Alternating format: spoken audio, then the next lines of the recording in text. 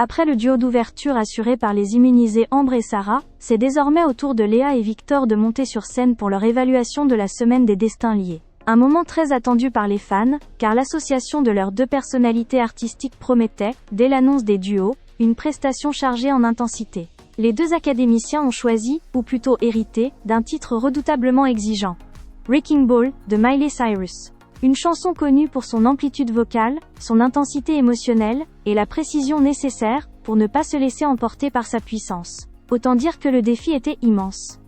Dès les premières secondes, l'attention dans la salle s'est resserrée autour d'eux. Léa, avec sa sensibilité à fleur de peau, et Victor, souvent remarqué pour sa capacité à se concentrer profondément, ont tenté de trouver l'équilibre parfait entre émotion brute et maîtrise vocale.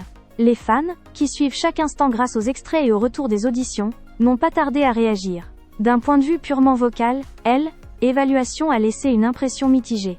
Certains auditeurs soulignent en effet la présence de fausses notes, notamment dans les passages les plus intenses, ainsi qu'un léger problème de rythme en fin de prestation. Une difficulté probablement due à la pression, au tempo complexe du morceau, mais aussi à la nécessité de rester parfaitement synchronisés l'un avec l'autre. Ce qui n'est jamais simple dans une semaine où tout repose sur l'harmonie du duo.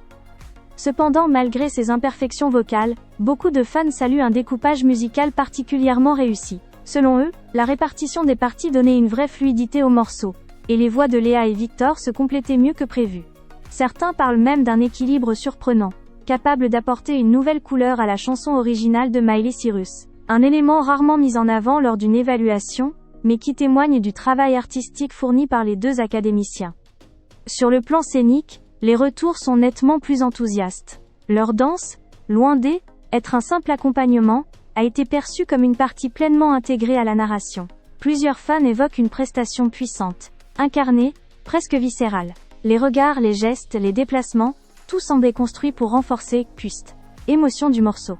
Ce travail corporel, souvent difficile à maîtriser dans un contexte aussi stressant, a été remarqué comme l'un des points forts du duo.